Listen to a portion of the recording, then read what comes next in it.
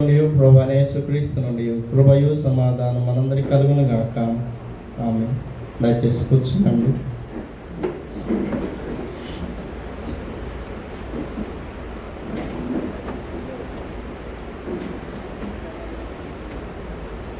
లూకా సువార్త 10వ అధ్యాయము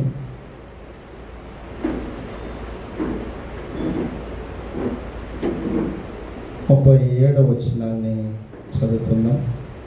అందుకు యేసు నీవును వెళ్ళి అలాగూ చేయమని అతనితో చెప్పాను. ప్రార్థించును. సర్వశక్తియు మిగిలిన కనికరము దేవా, మహోన్నతుడా, నీ నామాన్ని మేము స్తుతించాము, ఘనపరచాము. ఇలాగున నీ సన్నిధానము మేము ఆరాధించే యోగ్యత, అర్హత, ఆయుష్ మాకు ఇచ్చినందుకు స్తోత్రం. మేము ప్రభా గొప్పవారము లేదా మా శక్తి సామర్థ్యాలు కాదు, కానీ ఇది నీ కృపయే. ఈ సమయం మందు నీ వాక్యాన్ని ధ్యానిస్తున్నా, నీ వాక్యం హృదయాలకు నెమ్మదినిచ్చి ఆదరణ ఇచ్చి బ్రతికించగలిగిన శక్తి కలిగింది.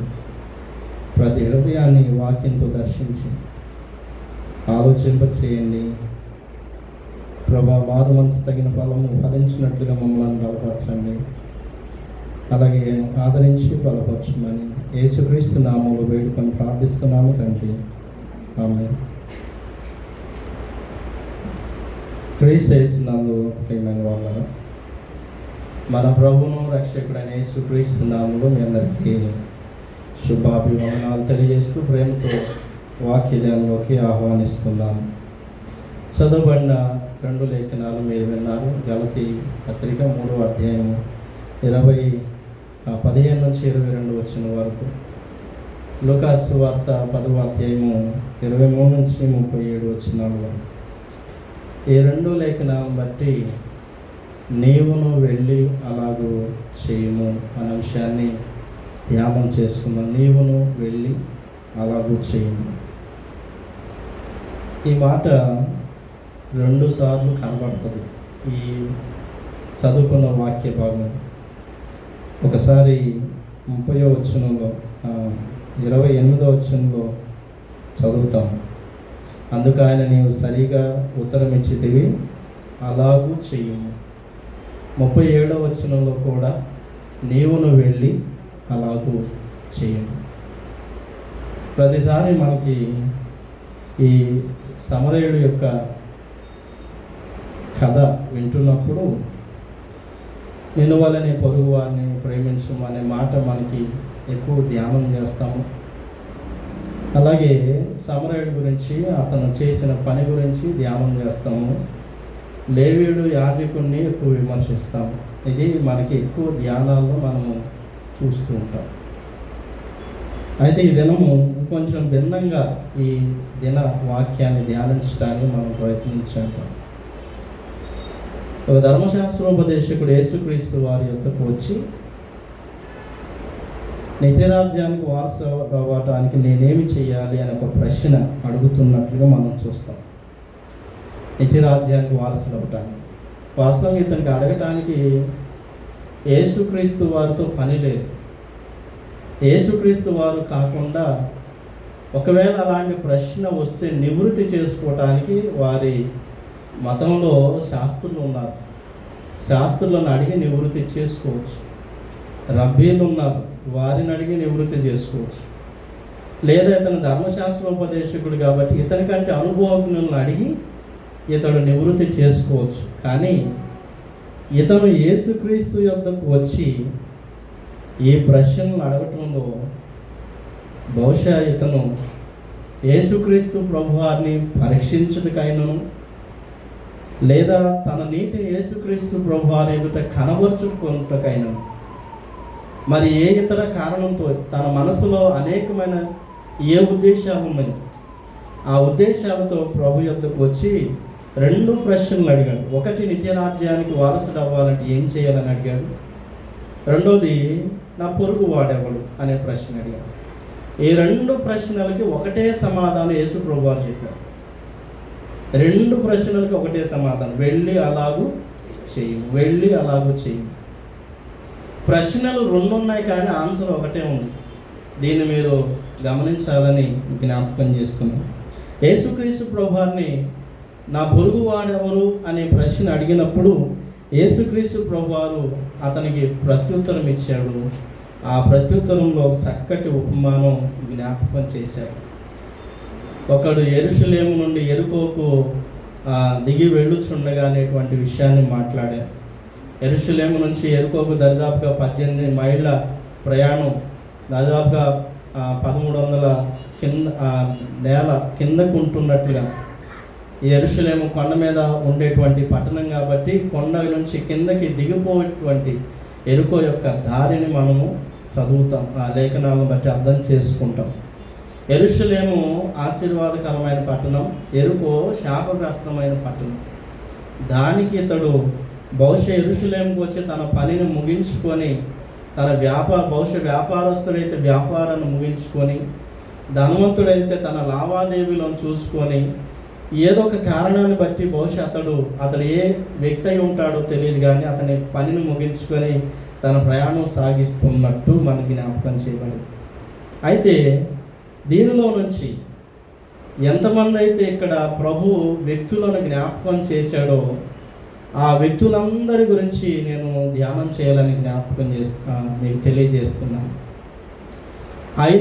ఐదుగురు గురించి ప్రభు ఇక్కడ జ్ఞాపకం చేశాడు. ఈ 5గురు సామాజిక జీవితంలో వీరి విధానము, వీరి ప్రవర్తన, వీరి ఆలోచనలు, వీరి మనస్తత్వాలు ఎలా ఉన్నాయి అనే దాన్ని 5గురు వ్యక్తుల్లో మనం చూస్తాం. ప్రియులారా, మంచి సమరయుడి ఉపమానం విన్నప్పుడు మనకు ఒకటే గుర్తు రావాలి, సమాజంలో మనం ఎలా ఉండాలి, సమాజంలో మనం ఎలాగ ప్రవర్తించాలి. తోటి మానవుడు పట్ల, తోటి మానవుడు పొరుగువాడే తోటి మానవుడు. ఆ పొరుగువాడైన మానవుని పట్ల నీవు ఎలాగో ఉండవలసిందో, సామాజిక జీవితంలో ఎలాగో ప్రవర్తించాలో ఈ మంచి సమరయుడి కథ మనకు నేర్పిస్తుంది. మనం ఎక్కువ సమరయుడు, లేవీడు, యాజకుడు గురించి చెప్పుకుంటాం కానీ ఈ మిగిలినటువంటి ఇద్దరిని మనం విస్మరిస్తూ ఉంటాం. వారి గురించి 5గురు గురించి ధ్యానం చేయాలని ఆశపడుతాను. మొదటి వ్యక్తి ట్రావెలర్, ప్రయాణికుడు. అతడు యెరూషలేము నుంచి యెరికోకు దిగి వెళుతున్నటువంటి వ్యక్తి. ఏంటి ఇతనిలో మనం ధ్యానం చేయగలిగింది? యెరూషలేము నుంచి యెరికోకు ఇతడు దిగి వెళుతున్న విధానంలో, అతడు దిగి వెళుతున్న సమయము, దిగి వెళుతున్నటువంటి దారి, ఈ రెండిటిని అతడు మర్చిపోయాడు. ఆ దారిలో ఎవరుంటారనే సంగతిని ఇతడు మర్చిపోయాడు. మన ప్రయాణం ఎప్పుడు కూడా ఆలోచన భరితంగా ఉండాలి. మనం ఏ ప్రయాణం చేసినా కూడా మన ప్రాణాన్ని ఆలోచన చేసుకొని ప్రయాణం మొదలు పెట్టాలి. ఈనాడు ప్రపంచంలో ఎక్కువ మన భారతదేశంలో ప్రాణం మీద లెక్క లేకుండా వ్యూస్ కోసము చాలా స్టంట్స్ చేస్తున్నారు. ఒకడు ట్రైన్ వస్తున్నప్పుడు ఆ పట్టాల మీద పడుకొని ఒక వీడియో తీసి సోషల్ మీడియాలో పెట్టేస్తారు. అది ప్రమాదం అని తెలుసా తెలియదా? దయచేసి మీరు నాకు ప్రత్యుత్తరం చెప్పండి. తెలుసా? అంటే ప్రాణం, దేవుడు ఇచ్చిన ప్రాణం పట్ల నీకు అంత రెక్లెస్ ఏంటి, లెక్కలేనితనం ఏంటి? సోషల్ మీడియాలో వ్యూస్ కోసం అని చెప్పి నది ఒడ్డుకు వెళ్ళి, ఏరు ఒడ్డుకు వెళ్ళి అక్కడ నిలబడి సెల్ఫీలు దిగటము, లేకపోతే లోయ అంచుకు వెళ్ళి సెల్ఫీలు దిగటం అని, లేకపోతే ట్రైన్ వస్తుంది కాబట్టి ట్రాక్ పక్క నుండి సెల్ఫీ దిగుతాను ట్రైన్ తలగుద్దేసి. అంటే ప్రాణం మీద లెక్కలేనితనం, దేవుడిచ్చినటువంటి ప్రాణం మీద లెక్కలేనితనం మానవుడికి అజాగ్రత్త భయంకరంగా ఉంది. ఇతను చూసి సామాజిక జీవితంలో ఒక మనిషి తన ప్రాణం పట్ల ఎంత లెక్కలేనితనంగా ఉంటాడు ఇతని జీవితాన్ని బట్టి అర్థం చేసుకోవాలి. ఆ దారిన దొంగలు ఉంటారని తెలుసు. ఆ దారి పేరు దొంగల దారి, ఆ దారి పేరు దోపిడీల దారి. ఆ దారిలో పోయినటువంటి మనిషి తప్పకుండా హింసను ఎదుర్కొంటాడు, తప్పకుండా ప్రాణాపాయాన్ని ఎదుర్కొంటాడు, తప్పకుండా ప్రాణాన్ని సైతం కోల్పోవాల్సి వస్తుంది.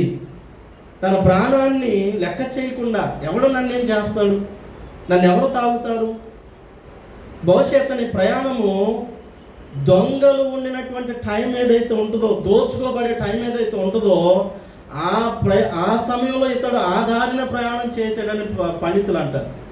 అంటే జనం ప్రయాణం చేసే సమయం కాదు ఇక్కడ.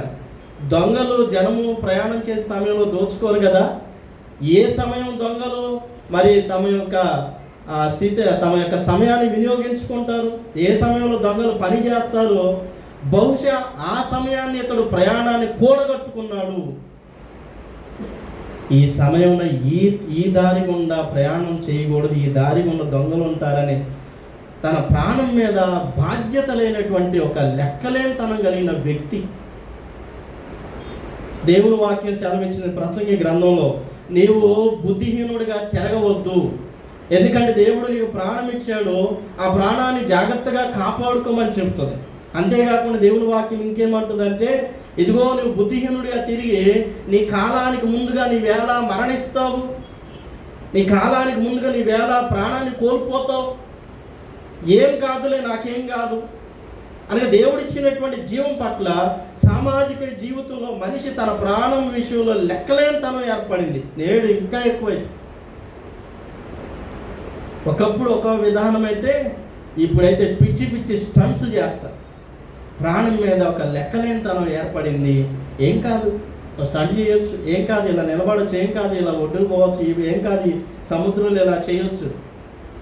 అంటే ఇతడు సామాజికంగా దేవుడిచ్చిన జీవితం పట్ల ఒక లెక్కలేనితనాన్ని కలిగి. ప్రసంగి గ్రంథం 9వ అధ్యాయం 7వ అధ్యాయము 15 వచనం దేవుని వాక్యం మనకి ఈ మాటలు స్పష్టంగా జ్ఞాపకం చేయబడుతుంది. 7వ అధ్యాయము 13వ వచనాన్ని చదువుకుందాం. ఆయన వంకరగా చేసిన దానిని ఎవడు చెప్పవచ్చును? సుఖదినమునందు సుఖముగా ఉండును. 17వ వచనం సార్. అధికముగా దుర్మార్గ పనులు చేయకము, బుద్ధిహీనముగా తిరగవద్దు, నీ కాలమునకు ముందుగా నీ వేళ చనిపో. ఈ ప్రయాణికుడు ప్రయాణాన్ని కూడగట్టుకున్నాడు. బహుశా ఈ ప్రయాణంలో తన ప్రాణం విషయమైన శ్రద్ధ, బాధ్యత, దేవుడిచ్చిన ప్రాణ విషయంలో లెక్కలేనితనం ఇతనికి ఏర్పడి ఉండొచ్చు. ఆ విధానంలో ఇతడు తన ప్రయాణాన్ని కూడగట్టుకున్నాడు. దొంగల ఈ ప్రాంతము, దొంగల ఉన్నటువంటి రహదారి, ప్రయాణించడానికి కష్టంగా ఉన్నటువంటి రహదారి, ఎవరు ఎప్పుడు ప్రయాణించకూడదో, ఎప్పుడు ప్రయాణిస్తే ఎప్పుడు నష్టం వచ్చిందో ఆ సమయాన్ని ఇతడు తన ప్రయాణాన్ని కూడగట్టు. పిల్లరా, మానవ జీవితంలో దేవుడు నిన్ను నిర్మించి నీకు తన ఆయుష్ను అనుగ్రహించి నిన్ను ఈ జీవితం అందు నిలిపింది. నీవు తినుట వల్ల నీ ఆయుష్ని పోగొట్టుకోవటము, నీవు ప్రయాణం వల్ల ఆ ప్రయాణ విషయమైన జాగ్రత్త లేకపోవటం వల్ల నీ ప్రాణం పోగొట్టుకోవటానికో, లేకపోతే విపరీతమైనటువంటి బుద్ధి వలన, విపరీతమైన ప్రయాణం వలన నీ ప్రాణం పోగొట్టుకోవటానికి ప్రభు నీ ప్రాణం ఇవ్వలేదు. మనం ప్రయాణమే వెళ్తున్నప్పుడు ర్యాష్ డ్రైవింగ్స్ చూస్తుంటాం. మనం చక్కగా వెళ్తుంటాం, కానీ యువత ఎట్లా పడుకోబెట్టి ప్రయాణం చేస్తుంటారు కదా. ఎవరికి ప్రమాదం అవుతుంది? వానికి ఎక్కువ కంటే వెనకున్న వాడిని చూసి భయపడుతున్న వాడికి ఎక్కువ ప్రమాదం. అంటే వాడి ప్రాణం పట్ల వాడికి లెక్కలేంతాను, తోటి మానవుని ప్రాణం పట్ల వాడికి లెక్కలేంతాను, తోటి మానవునికి ఏమి జరిగినా కూడా ఆలోచన లేనటువంటి విధానంలో ఇలాంటి సామాజిక ఒక స్పృహను మరిచి, దేవుడిచ్చిన జీవితపు బాధ్యతను మరిచి ప్రయాణాన్ని కూడగట్టుకున్నాడు. యెరూషలేము నుంచి యెరికోకు దిగి వెళుతుండగా దొంగల చేతికి చిక్కి అతడు కొట్టబడి, అతను దోచుకొనబడ్డాడు. అతని వస్త్రాలు దోచుకొనబడి అతడు కొన ప్రాణంతో విడిచిపెట్టబడ్డాడు. సో ఈ దినమందు దేవుని వాక్యం మనందరికీ ఒక గొప్ప హెచ్చరిక చేస్తుంది. నీవు దేవుడిచ్చిన ప్రాణాన్ని అధికంగా తిరగటం వలనో, అధికంగా తిండి వలనో, అధిక ప్రయాణం వలనో, అధిక నిర్లక్ష్యం వలనో ఈ ప్రాణాన్ని నీవు పోగొట్టుకొనరాదు. ఇది నీవు సామాజిక దేవుడిచ్చిన ఆశయం కాపాడు. ఎప్పటి వరకు ఉండాలి ఇది? నరులారా తిరిగి రండి అన్నంత వరకు దేవుడు నీకు ఇచ్చిన ప్రాణాన్ని జాగ్రత్తగా కాపాడు. సో ఇది ఇతనిలో ఉన్న పెద్ద సామాజిక జీవితంలో ఇతని పెద్ద సమస్య, జీవించడంలో ప్రాణంలో లెక్కలేంతాను. రెండవ వారు దొంగలు. ఈ దొంగలు హేరోదు మరి మనకి హేరోదు రాజు తెలుసు. ఆ కాలం ముందు హేరోదు దరిదాపుగా 40,000 మంది కార్మికులను పని నుంచి తీసేసాడని చరిత్రకారుడు జోసిఫస్ రాస్తారు. 40,000 మంది దేవాలయం యొద్ద పనిచేసేవారు కానీ, లేకపోతే ఆలయ పనిలో ఏదో ఒక విధానంలో పనిచేసే కార్మికులు కానీ, లేకపోతే రాజనగర్లో పనిచేసేటువంటి కార్మికులు కానీ, నానా రకములైనటువంటి వారిని దరిదాపుగా 40,000 మందిని తీసివేశాడని జోసిఫస్ ఒక చరిత్రకారుడు రాస్తాడు. ఈ 40,000 మందిలో చాలామంది, ఎక్కువ శాతం మంది దోపిడీదారులు గాను, బందిపోటు దొంగలు గాను, చిన్న చిన్న దొంగలు గాను, ప్రాణాలు తీసేటువంటి దొంగలు గాను 40,000 మందిలో ఎక్కువ శాతం మంది అలా తయారైనట్లుగా చరిత్ర రాయబడింది. సో వీరు దొంగలుగా మారటానికి కారకులు ఎవరు? ఈ దినం నా ప్రసంగం అంతా మీరు అర్థం చేసుకోవాలి. సమాజం చుట్టే తిరుగుతుంది. ఒక వ్యక్తి చెడిపోతున్నాడంటే, ఒక వ్యక్తి నాశనం అవుతున్నాడంటే, ఒక వ్యక్తి సమాజంలో ఏదో ఒక అధోగత పాలవుతున్నాడంటే సమాజంలో కూడా అతనికి ఏర్పడినటువంటి పరిస్థితులు. ఈ వ్యక్తులు దొంగలుగా మారటానికి కారకులు ఎవరంటే హేరోదు వారి జీవితాలకు పని లేకుండా చేసి వారిని మరి వెళ్ళగొట్టిన సందర్భాన్ని బట్టి, వెలివేసిన సందర్భాన్ని బట్టి వీరు దొంగలుగా మారారు. అంటే సామాజికంగా వృత్తిని కోల్పోయారు, వారు సంపాదించుకునే జీవనాన్ని కోల్పోయారు, దొంగలుగా మారవలసి వచ్చింది. అంటే కొందరు దొంగలుగా మారటానికి సమాజం కారణం అవుతుంది, కొందరు దోపిడీదారులుగా మారటానికి సమాజం కారణంగా వస్తుంది. నేను బైబిల్ గురించి ఏదైనా మాట్లాడటానికి ముందర సమాజం లోపలికి వెళ్ళి మనం బైబిల్లోకి రావాలి. ఎందుకంటే మనం ఎక్కడున్నాం? మనం సమాజానికి వేరే ఏం లేవు. ప్రభు మాట్లాడింది సమాజం గురించే. ప్రభు తీసుకొచ్చిన అంశాలు ప్రతీది సమాజం లోపటి నుంచే తీసుకొచ్చారు. కాబట్టి వీరు చాలామంది దొంగలుగా మారారు. దానికి మరి హేరోదు చేసినటువంటి ఒక చర్య వారు దొంగలుగా మారటానికి కారణం.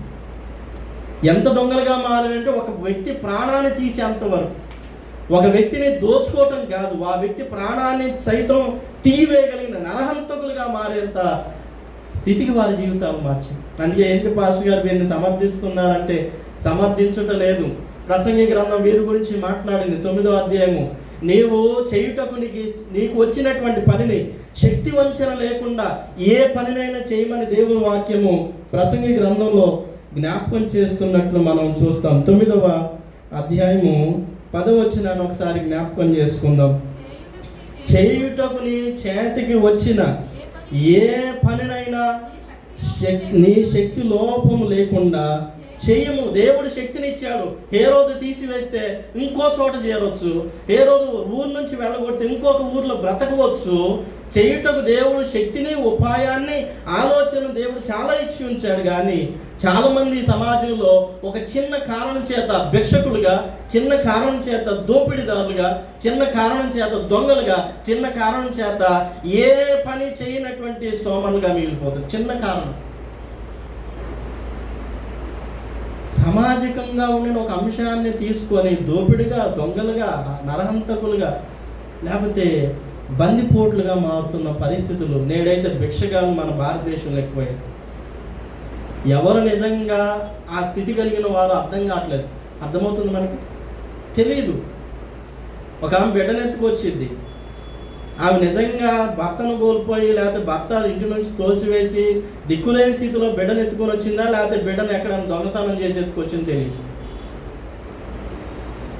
మానవులు ఇలాగున దేవుడిచ్చినటువంటి జీవితాన్ని శక్తి వంచన లేకుండా పనిచేయాల్సినటువంటి మానవుడు సామాజికంగా ఉన్న ఒక చిన్న కారణాన్ని వెతుక్కొని దొంగలుగాను, భిక్షకులుగాను, లేకపోతే దోపిడీదారులుగాను, నరహంతకులుగా మారుతున్న పరిస్థితి. ఒకడేమో లెక్కలేనితనంతో ప్రయాణం చేశాడు, మరొకడేమో తోటి మానవుని ప్రాణం అంటే లెక్కలేదు. వీడి దొంగలకల్లా ఒకటే, వాడు ఎట్లా చచ్చినా పర్వాలేదు, నాకు కావాల్సింది నాకు వస్తే చాలు. వాడి ప్రాణం ఎలా పోయిందో నాకు అనవసరం, నాకు కావాల్సింది ఏంటంటే నాకు కావాల్సిన వస్తువో, వస్త్రం, వజ్రాలో ఏదో ఒకటి బంగారం నేను తీసుకెళ్ళానా లేదు. దొంగలే కాదండి, మన కుటుంబాల్లో కూడా ఇలాగే ఉంటారు. కుటుంబంలో తండ్రి ఏమైనా, తల్లి ఏమైనా, లేకపోతే ఎవరేమైనా పర్లేదు, నాకు కావాల్సింది నాకు వచ్చిందా లేదా. తండ్రి రెక్కలు ముక్కలు చేసుకొని తన ఆయుష్ అంతా కరిగించుకుంటూ, తన ఆరోగ్యాన్ని కరిగించుకుంటూ ఏమైపోయినా పర్వాలేదు, నేను క్షేమంగా ఉన్నానా చాలు అనుకునే పిల్లలు ఉన్నారు, భార్య ఉంది, భర్త ఉన్నారు. ఈ సొసైటీలో ఒకరిని దోచుకొని నలుగురు బతికేవారు ఉన్నారు. ఎవరు ఎటుపోతే మనకేంటి, మనకు కావాల్సింది మనకు దక్కిందా లేదా? సో ఈ దొంగలు తోటి మనిషి ప్రాణం పట్ల లెక్కలేనితనం. వారు పోతే నాకేంటి, నాకు కావాల్సింది నాకు దక్కిందా లేదు. ఒకటి ప్రయాణికుడు, రెండవది దొంగ, మూడవది ఆ దారి గుండా వెళుతున్నటువంటి యాజకుడిని మనం జ్ఞాపకం చేస్తాం. యాజకుడు ఆ దారి గుండా ప్రయాణం చేస్తుండగా ఆ మనుషుల దొంగల చేత కొట్టబడి కొనప్రాణంతో బ్రతికినటువంటి వ్యక్తి కనబడినప్పుడు యాజకుడు స్పందన. దయచేసి చదువుదాం. లూకా సువార్త 10వ అధ్యాయము. అతడు ఆ దారి గుండా వెళుతూ ఏం చేశాడు? దయచేసి చదవండి. అప్పుడు ఒక యాజకుడు ఆ త్రోవన వెళ్ళుట తటస్థించెను. అతడు అతనిని చూచి ఏమైనా చేశాడా? అతడు చచ్చాడా, బ్రతికున్నాడా, లేకపోతే అతనికి ఏమైంది, అతన్ని కనీసం చెయ్యి ముట్టి అతన్ని చూద్దామనే ధ్యాస, ఆలోచన లేనటువంటి ఒక యాజకుడు. పూర్వకాలం ముందు యాజకులు 24 తరగతులు ఉన్నాయి. ఆ 24 తరగతుల్లో దాదాపు 12,000 మంది, యేసుక్రీస్తు కాలానికి 12,000 మంది యాజకులు ఉన్నారని చరిత్ర కలదు. 12,000 మందికి వంతు చొప్పున యాజకత్వం వచ్చింది. వారు వచ్చినప్పుడు దాన్ని తప్పకుండా చేయాలి. మరి యాజకుడైన జకర్యా తన వంతు చొప్పున యాజక ధర్మాన్ని జరిగించడానికి వెళ్ళినట్టు లూకా సువార్తికుడు రాశాడు. బహుశా ఈ యాజకుడు యెరూషలేముకు కనుక, యెరికో నుంచి ఇతడు యెరూషలేముకు కనుక వెళుతున్నట్లయితే యాజక ధర్మం తన వంతు వచ్చిందని, బహుశా దానిని పోగొట్టుకోవటం ఎందుకని ఇతడు మానవ ప్రాణం కంటే ఆలయ సేవ, ఆలయ ఆచారం ముఖ్యంగా భావించాడు.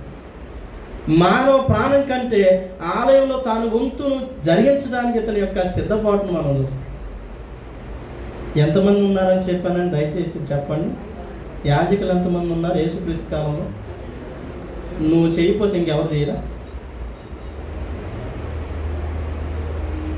మానవ ప్రాణం కంటే దేవాలయంలో చేసే ఆచారం ఇతను ముఖ్యం.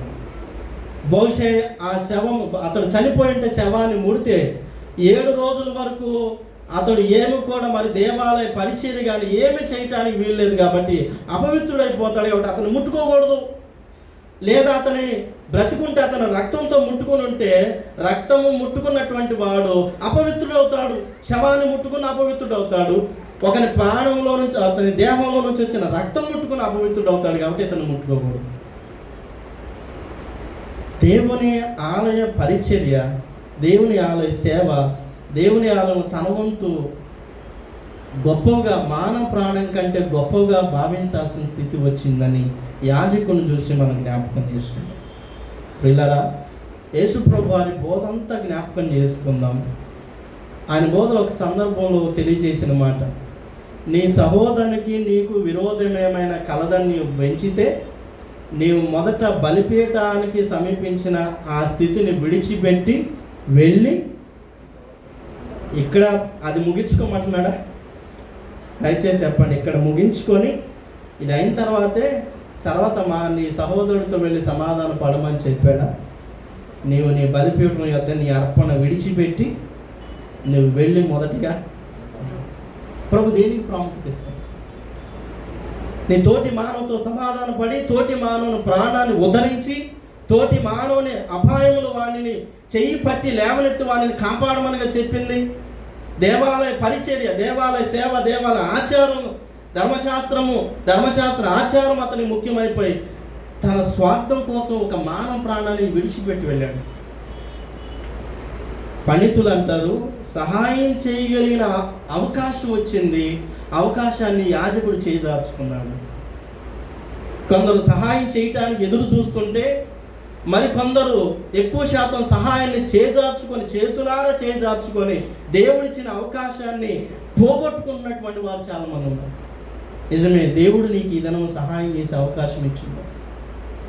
నువ్వు ప్రయాణం చేస్తున్నప్పుడు దారిలో ఎక్కడ నీకు ఇది సంఘటన జరిగింది, నీ ఇంటి పక్కన లేకపోతే నీ బంధువుల్లో ఎక్కడో చోట నీకు ఒక అవకాశం, దేవుడు ఒక పరీక్షను, ఒక అవకాశాన్ని దేవుడు ఏదో ఒకటి నీ జీవితానికి తటస్థింపజేసి ఉండొచ్చు. దీనిలో ఒక మానవుగా నీ స్పందన ఏంటి? మానవునిగా నీ యొక్క అక్కడ జరిగించేటువంటి చర్య, అతడు పక్కగుండా, ఆ దారి చాలా ఇరుకైందంట, ఆ మార్గం చాలా ఇరుకుగా ఉంటుందంట, కానీ ఇతడు పక్కగున్న దోవ వెతుక్కొని మరి అతను దాటి మరి వెళ్ళిపోయాడు. యాజకుడు ఎలా ఉండాలో ధర్మశాస్త్రంలో ఉంది, దానిని మాత్రం ఇతడు చేశాడు. మానవ ప్రాణం పట్ల ఇతడి శ్రద్ధ లేదు. యేసుక్రీస్తు ప్రభు వారి బోధలో ఎక్స్ట్రా మైల్ క్రిస్టియానిటీ గురించి ప్రభు చాలాసార్లు మాట్లాడాడు. ఎవడైనా నిన్ను 1 మైలు రమ్మని పిలిస్తే నీవు 2 మైళ్ళు వారితో వెళ్ళము. మరి పర్షియాలో మరి పోస్టల్ సర్వీస్ ఒకటి ఉంది. ఆ సర్వీసులో ఇదివరకు ఉత్తరాలు మరి సంచులు ఉండే కాబట్టి ఎవరైనా ఆ పోస్ట్ మ్యాన్ సంచి మోయలేకపోతే ఎవరినైనా పిలిస్తే, తోడికి రమ్మని పిలిస్తే అతడు 1 మైలు ప్రయాణం చేయాలి, తప్పకుండా మోయాలి. ఇష్టం ఉన్నా లేకపోయినా, మన సొప్పినా ఒప్పకపోయినా కూడా పోస్ట్ మ్యాన్ ఉత్తరాలు తోటి మనిషి సహాయంగా 1 మైలు తీసుకొని వెళ్ళాలి. రోమా సైన్యంలో కూడా సైనికుడు కత్తులు కటార్లు మోయలేకపోతే, డాలు మోయలేకపోతే ఎవరో ఒకరు సహాయంగా 1 మైలు మోసుకొని వెళ్ళాలి. ప్రభు ఏమన్నాడంటే మైలు కాదు, ఎన్ని మైలు? 2 మైలు. నువ్వు ధర్మశాస్త్ర బౌండరీస్ తీసుకొని ఆ మైల్లోనే ఉంటున్నావు, కానీ మరొక మైలు నువ్వు ప్రయాణం ఎందుకు చేయలేకపోతున్నావు? ధర్మశాస్త్రము చెప్పలేదా, నిన్ను వల్ల నీ పొరుగు వారిని ప్రేమించుము, నీ పొరుగు వారికి ఆపద కలిగినప్పుడు, నీలోని పరదేశికి సమస్య వచ్చినప్పుడు, నీలోని పరదేశి నష్టము పడినప్పుడు అతనికి నీవు చెయ్యి ఇచ్చి అతన్ని బాగు చేయమని ధర్మశాస్త్రం చెప్పలేదా? ఆ ధర్మశాస్త్రము ఆ మైలురాయిలోని వారి జీవితాలను కట్టుకొని, ఇది ధర్మశాస్త్రం దాటకూడదు, 1 మైలు మానవుని కోసం ఆలోచన చేయకూడదు, సమాజం కోసం ఆలోచన చేయకూడదు అనే స్థితికి యాజకుడు దిగజారిపోయాడు. మనం కూడా ఇంతే. బైబిల్లో ఏమైతే ఉందో బౌండరీస్ మరి గీసుకొని అక్కడి వరకు ఉండిపోతాం. ధర్మశాస్త్రంలో ఉన్నటువంటి పరిధులు దాటి యేసు ప్రభు వారు మానవ క్షేమము, సమాజ క్షేమం కోసం మాట్లాడింది ఎక్కువ కదా. ధర్మశాస్త్రం ఏం చెప్పింది? నీవు కత్తి తీసుకొని పొడిస్తే నరహత్య అని చెప్పింది. కానీ ప్రభు దాన్ని దాటి 1 మైలు ముందుకు వచ్చి ప్రభు మాట్లాడాడు, నీ హృదయంలో ఆ మోహం పుట్టినా కూడా అది పాపం. ఎందుకో మనం ఈ బౌండరీస్ దాటట్లేదు. ఈ క్రైస్తవులం ఇదే చేయాలి, క్రైస్తవులం ఇది చేయకూడదు, క్రైస్తవులం ఇలాగే ఉండాలి అంటే గీతలు గీసుకొని మరి క్రైస్తవ జీవితాలను జీవిస్తున్నటువంటి వారు ఆనాడు ధర్మశాస్త్ర గీత గీసుకొని పరిసయ్యులు, శాస్త్రులు, యాజకులు ఎలా బ్రతికారో ఈనాడు క్రైస్తవులు కూడా మనం అలాగే బ్రతుకుతున్నాం. కొంతమంది అంటారు దినం భోజనం తినకూడదండి. ఏంటంట? ఎవరు వాళ్ళు? చనిపోయింది నీ బంధువులో రక్త సంబంధికులు ఎవరు? వారు ఏదో ఒక రోజు 11వ రోజు, 9వ రోజు, 15 రోజులు పెట్టుకున్నారు. మీరు ఇక్కడ చూస్తారో చూడరు నాకు తెలియదు, కానీ ఊరిలో చాలా ఉంది. ఆ బైబిల్లో దావీదు ఆ రోజు బిడ్డ చనిపోతే వచ్చాడు, వెంటనే స్నానం చేశాడు, భోజనం చేసేసాడు, ఆ రోజుకి అయిపోయింది. అందుకని మనం కూడా ఆ రోజుకే ముగించాలి, ఇంకేం చేయకూడదు. అందుకని కొంతమంది ఇంకో చోటకి వెళ్ళి భోజనం చేయరు. అదేదో అపవిత్రం లాగా, అదే చెడు కార్యం లాగా, పాపకార్యం లాగా భావించేసి తోటి మనిషిని వారి కార్యాల అందులోనే అక్కడే అసహించుకున్నటువంటి సందర్భాలు. సామాజికంగా ఒక మనిషిని ఆదరించాల్సింది పోయి వారి ఇంటికి వెళ్ళి నువ్వు వారిని పలకరించి వారు ఇచ్చిన భోజనం తిన్నా కూడా వారు ఆదరణ పొందుకుంటారంట. ఆ ఇంట్లో మనిషిని కోల్పోయారని బాధను విస్మరిస్తారంట. అది మర్చిపోయాం. 1 మైలు రాయి గీత గీసుకొని ఆ మైలు దాటలేకపోతున్నాం క్రైస్తవ జీవితంలో. యాజకుడు కూడా ధర్మశాస్త్ర గీతను గీసుకొని ఆ గీతను దాటితే నేను అపవిత్రుని అవుతాను, ముట్టుకుంటే నేను శాపగ్రస్తుని అవుతాను, నన్ను వెలివేస్తారు కాబట్టి నేను ముట్టుకోకూడదు. లేవియాకాండం 19వ అధ్యాయం 21వ అధ్యాయం ఆధారం చేసుకుని యాజకుడు దాన్ని దాటిపోయినట్లు మనం చూస్తే 21వ అధ్యాయము 1 నుంచి 2 వచనాలను చదువుకుందాం. లేవి కాండము 21 మొదటి 2 వచనాలు దయచేసి చదవండి ఎవరైనా. మరియు యెహోవా మోషేతో ఇట్లా నేను యాజకులకు అహరోను కుమారులతో ఇట్లను, మీలో ఎవడును తన ప్రజల్లో శవమును ముట్టుట వలన తన్ను అపవిత్రపరుచుకొనరాదు.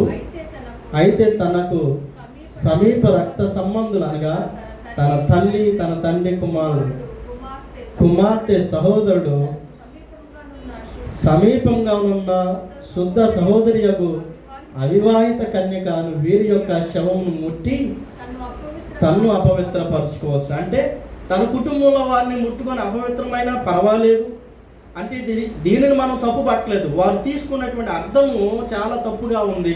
తోటి మానవుడు, తన సహోదరుడు కాకుండా, అన్నదమ్ముడు కాకుండా, తల్లిదండ్రుడు కాకుండా ఎవరో దూరస్తుడు కొట్టబడి ప్రాణం పోయే స్థితిలో ఉంటే అతన్ని ముట్టితే అపవిత్రం అయిపోతాం. అలా ముట్టకూడదు. సో మనం కూడా క్రైస్తవ జీవితంలో ఈ గీతలు గీసుకొని బ్రతుకుతున్నాం. మేము అది ఏదైనా కావచ్చు. నీ తోటి మానవునికి సహాయం చేయటానికి ప్రభు మెచ్చదగినటువంటి విధానంలో గీతనైనా దాటవచ్చు. ప్రభు 2:2 బైబిల్ వాక్యం చెప్పింది, నిన్ను వల్ల నీ పొరుగు వారిని ప్రేమించుము, నీ దేవుడని యెహోవాను ప్రేమించి సేవించాలి. ఈ రెండిటి కోసమై మనం కొన్ని మైలురాళ్ళు ప్రయాణం చేసినా పర్వాలేదు, కొన్ని మైళ్ళు దాటినా పర్వాలేదు. ఈ యాజకుడు దాన్ని దాటి రాలేకపోయాడు, ఆ పరిధిలోనే జీవించాడు. ఆ తర్వాత లేవీయుడు వచ్చాడు. లేవీయుడు కూడా చూచాడు, అతను దాటి వెళ్ళిపోయాడు. ఎందుకు ఇతడు దాటి వెళ్ళిపోతున్నాడంటే, ఇదిగో దేవాలయంలో యాజకుడికి పరిచర్య చేయాలి. యాజకుడు బలి అర్పిస్తుంటే బలి వస్తువులను ఇవ్వాలి. యాజకుడు దేవాలయంలో పని చేస్తే ఏ పని చెప్తే ఆ పనిని లేవీయులు చేయాలి. లేకపోతే దేవాలయ సంబంధమైన వస్తువులను, సామాగ్రిని శుభ్రపరుస్తూ పరిచర్య అంతా కూడా జరిగించాలి. కానీ మానవ పరిచర్యను మాత్రం ఇతడు ఎత్తుకోడు. మానవ పరిచర్య దాటి వెళ్ళిపోతూ కేవలం దేవాలయ పరిచర్యగా భావించాడు.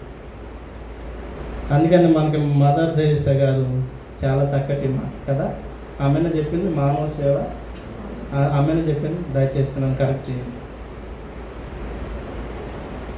నీ పెదవుల నుంచి ప్రార్థన రావటం కంటే ముందుగా నీవు సహాయం చేసే చేతులు కలిగి, దేవాలయంలో ఎన్ని చేసామో దేవుడు దానికంటే కూడా సమాజంలో ఒక తోటి మానవుని పట్ల, సామాజిక జీవితంలో ఒక మనిషి కలిగిన ప్రమాదంలో, విపత్తులో నువ్వు ఎలా స్పందించావనే దేవుడు నీ యందు ఆయన తప్పకుండా చూస్తాడు.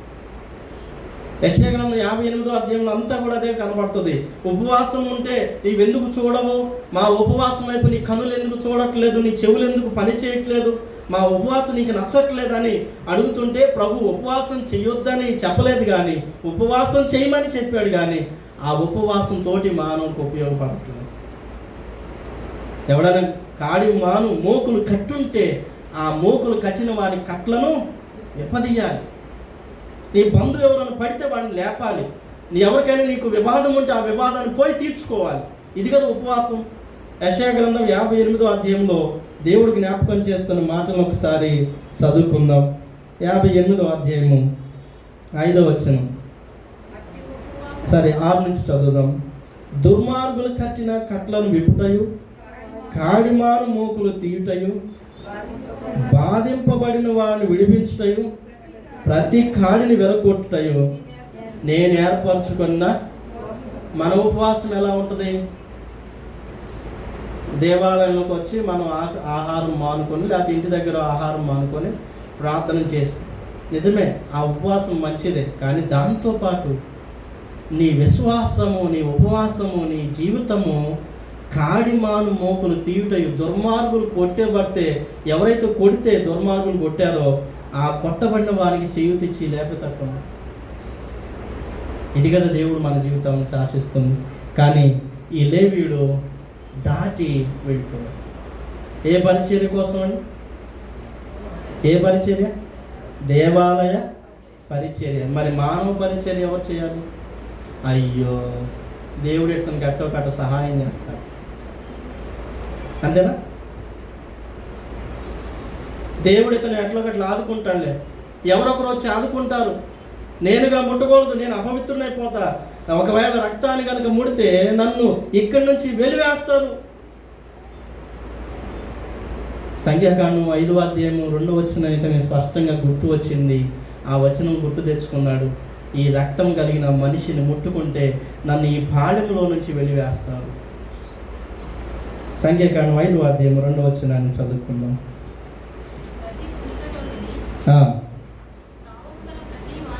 స్రావము గల ప్రతి వానిని శవము ముట్టుట వలన అపవిత్రుడైన ప్రతి వానిని పాడెములో నుండి వెలివేయవలనని ఇశ్రాయేలులకు ఆజ్ఞాపించుము. ఏం జరిగితే కుష్ఠరోగునో రక్తస్రావం కలిగిన వ్యక్తినో శవాన్నో ముడితే అపవిత్రుడు అవుతారు, కాబట్టి ఈ పాళెములో నుంచి వారిని వెలివేస్తారు. ఆ కింద వచ్చినారు, నేను నివసించుండు వారి పాళెమును వారు అపవిత్రపరచుకున్నట్లు మగవాన్ని ఆడుదాన్ని అందరినీ పంపివేయవలను, వారిని ఆ పాళెము వెలుపలికి వెళ్ళగొట్టవలను. ఈ లేవీడికి ఇది గుర్తు వచ్చి ఆ రక్తము కారుతూ పడి ఉన్నటువంటి వ్యక్తిని ముట్టుకుంటే వెలివేస్తారని ఒక భయంతో మానవ సేవను మర్చిపోయాడు. పిల్లరా, అయ్యో అని నోటి మీద చెయ్యి వేసుకొని, అయ్యో అని నోటి మాటతో పలికి, అయ్యో అని పలికేటువంటిది క్రైస్తవ్యం కాకూడదు. నువ్వు దాన్ని దాటి, ఆ మైలురాయి దాటి, అయ్యో అనే మైలురాయి దాటి చెయ్యి అందించి చెయ్యి లేపగలిగిన క్రైస్తవుడు ఇతడు సామాజిక బాధ్యత మర్చిపోయాడు. యాజకుడు సామాజిక బాధ్యత మర్చిపోయాడు. ఆ దొంగలు సామాజికంగా తోటి మనిషిని దోచుకోవటంలో నిమగ్నం అయిపోయారు. ఆ ప్రయాణికుడు సామాజికంగా దేవుడిచ్చిన జీవితం పట్ల లెక్కలేనితనం ప్రయాణం కలిగి ఉన్నాడు. సమాజంలో ఒక మనిషి జీవితం ఇలాగ విపరీత స్థితికి వెళ్ళిపోయింది. ఒకడు లెక్కలేనితనం, ఒకడు దోచుకునేతనం సమాజాన్ని, మరొకడు సహాయం చేయలేనటువంటి వ్యక్తి, మరొకడు దేవునికి ప్రార్థన పరిచర్య చేసుకోవటానికి వెళ్తున్నాడు. మరి ఎవరు చేయరు తోటి మానవుని సహాయం? అందరం కలిసి దేవుడు సహాయం చేస్తాడు, దేవుడు సహాయం చేస్తాడు, ఎవరు వచ్చి సహాయం చేస్తారంటే ఎవరు చెయ్యాలి? అందుకని ప్రభు మరొక వ్యక్తిని మనకి పరిచయం చేశాడు. ఎవరని? మంచి సమరయుడు. ఇతను చాలా మైళ్ళు రాళ్ళు దాటేశాడు. ఈ సమరయుల గురించి మనకి వీరు యూదులే, మనందరికీ తెలుసు. వీళ్ళ చరిత్ర గురించి పాత నిబంధనలో పెద్దగా కనిపించదు. రాజుల 2వ గ్రంథము 17వ అధ్యాయము 29వ వచనంలో చూస్తాం. ఇక్కడ రాజుల 2వ గ్రంథము 17-29వ వచనంలో అయితే ఇక్కడ కూడా సమరయులు అనే పేరు స్పష్టంగా రాయబడలేదు. కానీ NASB బైబిల్లో మాత్రం సమరయులు అని మాత్రం దాన్ని అనువాదం చేసినట్లుగా మనకి ఆ బైబిల్లో చూస్తాం. NASB బైబిల్, ఆ బైబిల్లో సమరయులని దాన్ని అనువాదం చేశారు. ఆ సమరయుల చరిత్ర అక్కడి నుంచి ఉన్నట్లుగా చరిత్రకారులు జ్ఞాపకం చేస్తారు. అనగా దానికంటే కొంచెం ముందు నుంచే. ఎందుకని సమరయులు యూదులు ద్వేషిస్తారు? వీరు యూదులే కదా, ఎందుకు ద్వేషిస్తారు అని అంటే, యోదయ జాతిలో నుండి వారు యెహోవా దేవుని ఆరాధించే విధానం అక్రమంగా ఆరాధన చేశారు, తప్పుడు ఆరాధన చేశారు, చెడు ఆరాధన దేవుని చేశారని వారి యూదులే వీరు, వారికి వీరికి మధ్య ఒక మహా అగాధం చిన్నగా ఏర్పడటం ప్రారంభం చేసింది. దానితో పాటు ఈ సమరయులు ఆనాడు అశ్షూరీల జాతిలో ఉన్నటువంటి వారిని కొందరిని వివాహం చేసుకోవడం ప్రారంభం చేసింది. తద్వారా సమరయులు ఉద్భవించారు. యాజకుడైన ఏలీ కాలానికి, అనగా క్రీస్తు పూర్వం 1200 సంవత్సరాలకి, 1200 శతాబ్దానికి వీరు యాజకుడైన ఏలీ కాలమందు కొంచెం వృద్ధి చెందుతున్నట్లుగా, సమరయులుగా గుర్తించబడుతున్నట్లుగా చరిత్రకారులు రాశారు. 7వ శతాబ్దానికి వచ్చేసరికి పూర్తిగా సమరయులు యూదులకు వేరైపోయి పూర్తిగా ఒక సమాజం ఏర్పడి గెరిజిము ప్రాంతమందు ఆరాధనను ఏర్పాటు చేసుకొని అక్కడ ఆరాధించడం ప్రారంభం చేశారు. నాటి నుంచి యూదులు ఈ సమరయుల పేరు ఎత్తరు, సమరయుల పేరు మాట్లాడరు, సమరయుల ప్రాంతానికి పోరు, సమరయులతోటి సంభాషించరు, సమరయులు ఎదురుపడిన ఉమ్మూసి పక్కన పోతారు. అలాంటి సమరయుడి యొక్క మాటను ప్రభు ఉనికిలో తీసుకొచ్చారు. ఎవరితోటి? ధర్మశాస్త్రోపదేశకుడు యూదుడితోటి ప్రభు మాట్లాడుతున్న మాట సమరయుడు. ఏ వ్యక్తి అయితే పడదో, ఏ వ్యక్తిని చూస్తే మరి ఉయ్యాలనిపించిద్దో, ఏ వ్యక్తిని అయితే అసహించుకుంటారో ఆ వ్యక్తి గురించే ఈ ధర్మశాస్త్రోపదేశకుడి దగ్గర ప్రభు జ్ఞాపకం చేస్తుంది. ఇక్కడే కాదు, 10 మందిలో కుష్ఠరోగుల దగ్గర కూడా ప్రభు జ్ఞాపకం చేసిందని. ప్రభు ఆ సమరయుడిని అడుగుతాడు, మిగిలిన 90 ఎక్కడ? ఎవరు అతను? సమరయుడు కాదా? అక్కడ కూడా అదే సమరయుడు గురించి మాట్లాడి వారికి ఒక మహాపాఠాన్ని నేర్పుతున్నాడు. ఈ సమరయులు చాలా యేసు ప్రభు ఉనికిలో వారు గొప్పగా చూడబడ్డారు, యూదుల జీవిత దృష్టిలో వారు నీచంగా భావించబడ్డారు. ప్రభు వారిని గొప్పగా తీసుకొస్తున్నారు, సమాజాన్ని పరిచయం చేస్తున్నారు. సమరయుడు ఆ దారి గుండా ప్రయాణం చేస్తున్నాడు. అతడు అతన్ని చూశాడు. ఎందుకే కొట్టబడిన వ్యక్తి ఎవరై ఉంటారు? ఇది మన ప్రశ్న. ఇది సమరయుడా, యూదుడా, అన్యుడా? దయచేసి చెప్పాలి. మీకు ఎవరైనా తెలిస్తే చెప్పండి. యూదుడా, సమరయుడా, అన్యుడా?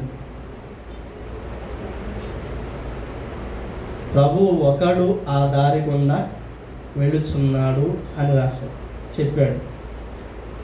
పోనీ అతన్ని ఐడెంటిఫై చేయటానికైనా కూడా అతని దేహం మీద వస్త్రాలు ఏం లేవు కదా, ఆ వస్త్రాలు సైతం దోచేసుకున్నారు కదా, అతను ఎలా గుర్తించాలి? భారతదేశంలో వస్త్రధారణ బట్టి ఇతడు భారతీయుడు అని చెప్తాం. భారతదేశంలోని నానా రకాల ప్రాంతాల్లో మనకి మన ప్రాంతంలో సిక్కులను ఒక రీతి గుర్తుపడతాం, పంజాబీలను ఒక రీతి గుర్తుపడతాం, ఆంధ్ర వారిని ఒక రీతి గుర్తుపడతాం వస్త్రధారణ బట్టి. యూదుల్ని తమ వస్త్రధారణ బట్టి ఇతడు యూదుడని చెప్పొచ్చు, సమరయుడు అని చెప్పొచ్చు. మరి అతని వస్త్రాలు సైతం కూడా దోచేసుకున్నారు కదా, ఇతన్ని ఎలా గుర్తుపట్టాలి? ఒకవేళ గుర్తుపడితే ప్రియులారా, యూదుడైతే యాజకుడు ఏం చేసేవాడు? యూద వస్త్రాలు ధరించుకున్న వ్యక్తి అయితే లేవీడు ఏం చేశాడు? బహుశా తమవాడు కాబట్టి అపవిత్రుడైనా పర్వాలేదని ఒక 7 రోజులు బయట ఉన్నా పర్వాలేదని ముట్టుకొని లేపి పూటకోళ్ళు వాడిని ఇంటికి తీసుకెళ్ళి బాగు చేయించేవారేమో. బహుశా అతని వస్త్రాలు ఏమీ లేవు కాబట్టి ఇక్కడ సమరయుడు ఎలాగున ఈ స్థితిలో గొప్పగా బాగా చెప్పబడ్డాడు నేను జ్ఞాపకం చేస్తాను. ఇతను జాతి లేకపోతే పేరు లేకపోతే వస్త్రధారణ ఏమి కూడా లేకుండా అక్కడ స్తబ్దంగా కొట్టబడి పడి ఉన్నటువంటి వ్యక్తిగా మనకు కనబడుతున్నప్పుడు, అనగా ఒక మనిషికి సహాయం చేయటానికి జాతి, పేరు, వస్త్రధారణ ఇవేమి అక్కరలేదు, తోటి మనిషి అయితే చాలు అని సమరయుడు యొక్క స్థితిని ప్రభు ఇక్కడ జ్ఞాపకం చేస్తుంది. అంటే నీకు కనికర మనసు ఉంటే చాలు, నువ్వు జాతి చూడాల్సిన పని లేదు. కనికర మనసు ఉంటే చాలు, అతడు ఏ పేరు, అతని వర్గమేంటి అవసరం లేదు. అందుకనే ఈ సమరయుడు కనికరం, మహాకనికరం, ఇతనికి జాతితో పని లేదు సహాయం చేయటం. అతడు అక్కడికి వెళ్ళి అతడు వాని యందు కనికరపడాడు. అతడు వాని యందు కనికరపడి నూనె రాసి చదువుదాం దయచేసి. లూకా సువార్త 10వ అధ్యాయము. అతనిని చూచి అతని మీద జాలిపడి దగ్గరకు పోయి నూనెయు ద్రాక్షారసమును పోసి అతని గాయములు కట్టి తన వాహనం మీద ఎక్కించి ఒక పూటకోళ్ళ వారి ఇంటికి తీసుకొని పోయి అతన్ని ఎన్ని రకాలైనటువంటి మరి అంకాలు లేకపోతే అతని స్టెప్స్ వేస్తూ అతన్ని కాపాడుతున్నాడు. అతని మీద చూచాడు, అతన్ని జాలిపడ్డాడు, అతన్ని నూనె రాసి అతని గాయాలు కట్టాడు, ద్రాక్షారసం ఇచ్చాడు. ఆ రీతిగా అతన్ని వాహనం మీద ఎక్కించుకున్నాడు, పూటకోళ్ళ వాని ఇంటికి తీసుకువెళ్ళాడు, అతన్ని అంతగా పరామర్శించాడు. అతను సమరయుడు ఒక మైలురాయి దాటేశాడు. ఇదే కాకుండా అతను వెళ్ళి మరుసటి దినం కూడా వచ్చాడని రాశాడు. ఆ కింద వచనం చూడండి, 35వ వచనం. మరునాడు 2 దేనారాలు తీసి ఆ పూటకోని వాళ్ళకి ఇచ్చాడు. మీరు దయచేసి సంఘం గమనించండి. మొదటి రోజు ఏం చేశాడని? తీసుకెళ్ళాడు, పరామర్శించాడు, ఒక మైలురాయి పని చేశాడు. మళ్ళా 2వ రోజు కూడా వచ్చాడు, 2 దేనారాలు పట్టుకొచ్చాడు, 2వ మైలు దాటేశాడు. ఎందుకని ఇంత అవసరం ఏంటి? 2వ రోజు కూడా వచ్చి అతని కోసం ప్రయాణం చేసి అతని కోసం ధనం తీసుకొచ్చి అతని కోసం పరామర్శించాల్సిన పని వచ్చింది. మరలా 3వసారి కూడా వస్తానని చెప్తున్నాడు. కింద వచ్చిన చూడండి, కాగా ఈ దొంగల చేతి 35 వచనం, నీవింకేమైనా ఖర్చు చేసిన నేను మరలా వచ్చినప్పుడు అది నీకు తీర్చాను. ఎన్నోసార్లు ఇప్పుడు ఒక మనిషికి సహాయం చేసి అతని ప్రాణాన్ని కాపాడటానికి ఎన్నిసార్లైనా రావటానికి సిద్ధపడ్డాడు, ఎన్ని మైలు రాయిలను దాటడానికి, ఎన్ని అడుగులైన వేయటానికి, ఎంత ఖర్చైనా చేయటానికి, ఎంత ప్రయాణమైన చేయటానికి, ఎంత సమయాన్ని వెచ్చించడానికి ఈ సమరయుడు సిద్ధపడ్డాడు. కాబట్టి ఈ సమరయుడు ఎంత గొప్ప పని చేసి అతని ప్రాణాన్ని కాపాడాడు కదా. ఇప్పుడు ప్రభు అంటున్నాడు, ఈ ముగ్గురిలో ఎవడు అతనికి పొరుగువాడు అని అడిగాడు. ఈ ధర్మశాస్త్రోపదేశకుడు సమాధానము మనం చదువుతాం. ఎవరు అతని మీద జాలి పడ్డారో వారే. పేరు చెప్పాడా? సమరయుడు చేశాడని చెప్పట్లా. సమరయుడి పేరు కూడా ఎత్తడానికి ఇష్టం లేదు, సమరయుడిని ఉచ్చరించడానికి కూడా ఇష్టం లేదు. సమరయుడు ఓ మంచి పని చేశాడు, అబ్బాబ్బా భలే పని చేశాడు, 3 సార్లు కూడా రావటానికి ఇష్టపడ్డాడని సమరయుడి పేరు కూడా ఎత్తటానికి కూడా ధర్మశాస్త్రోపదేశకుడు ఏమాత్రం ఇష్టం లేదు. మేలు చెయ్యము, మేలును అంగీకరించము, మేలు చేసిన వారి పేరు కూడా ప్రస్తావించినటువంటి దశకు ధర్మశాస్త్రోపదేశకుడు. ఇలాగున విశ్వాసాలు, ఇలాంటి భక్తిని, ఇలాంటి మత జీవితాన్ని జీవించడానికి ప్రభు అంగీకరించలేదు. ప్రభు అతనితో 2 సార్లు ఒక మాట చెప్పాడు, నీవు వెళ్ళి అలాగో చెయ్యి. మొదటి సందర్భాన్ని చదువుతాం ఒకసారి. 28వ వచనం, అందుకు ఆయన నీవు సరిగా ఉత్తరం ఇచ్చితివి, అలాగూ చెయ్యమంటే అప్పటికి అతడు ప్రభుతో చెప్పాడు, ప్రభా ఇదిగో ధర్మశాస్త్రంలో ఇలాగ రాయబడి ఉంది, ఇలాగ చేయమని చెప్పిందని చెబితే ధర్మశాస్త్రంలో ఉన్నట్టుగా పోయి చెయ్యి. బహుశా ధర్మశాస్త్రం చదువుతాడు, ధర్మశాస్త్రం వింటాడు, ధర్మశాస్త్రాన్ని ధ్యానిస్తాడు, ధర్మశాస్త్రాన్ని పాటిస్తాడు, కానీ ఇవేవి కూడా ప్రభు దృష్టికి అంగీకారం కాలేదు.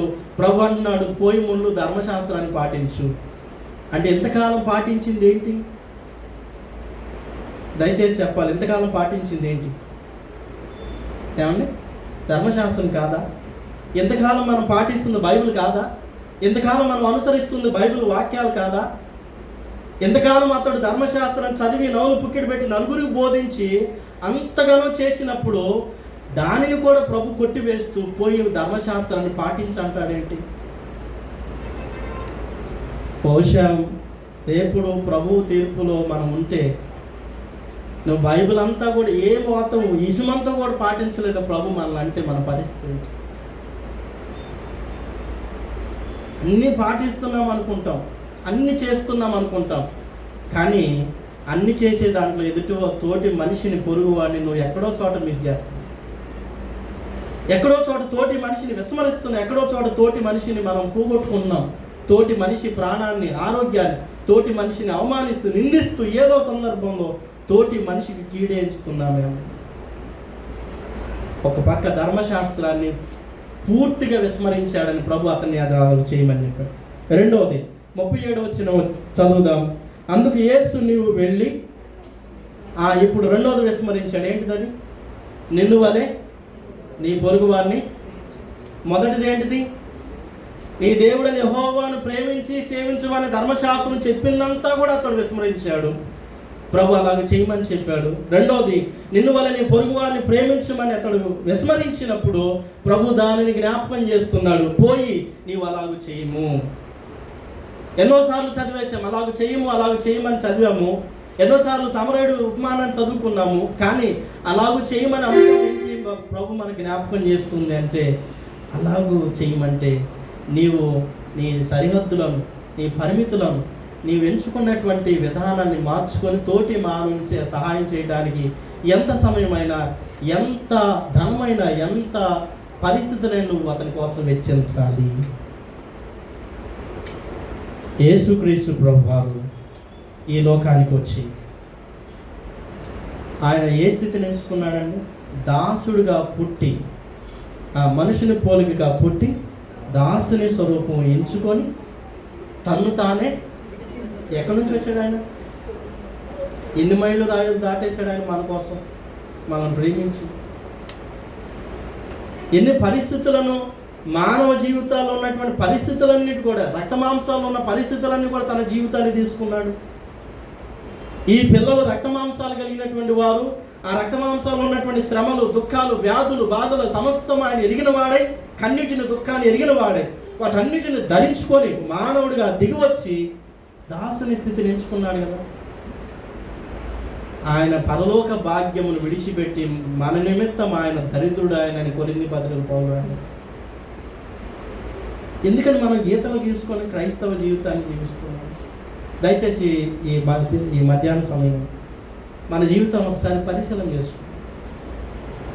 సహాయం చేయటానికి పరిధులు లేకపోతే గీతలు గీసుకొని మన జీవితం అలా ఉండిపోతుంది. తోటి మానవం కోసం ఆలోచన చేయటానికి ప్రభు మన గురించి ఆలోచన చేసి పరలోకం నుండి భూమికి దిగి వచ్చాడు. ప్రభు మన కోసం ఆలోచన చేసి తన ప్రాణాన్ని సైతం కూడా ఆయన వెలలేని తన రక్తం చేత మనల్ని కొన్నాడు. ప్రతి నెలలో పాస్టర్ గారు చెప్పే మాట అదే కదా, ప్రోభాల తీసుకున్నాం, వెళ్ళలేని నీ రక్తంతో మమ్మల్ని రక్షించి. సో ఈ మధ్యాహ్నం మనం పరిశీలన చేస్తాం. సామాజిక జీవితంలో నేను ఎలా ఉన్నాను?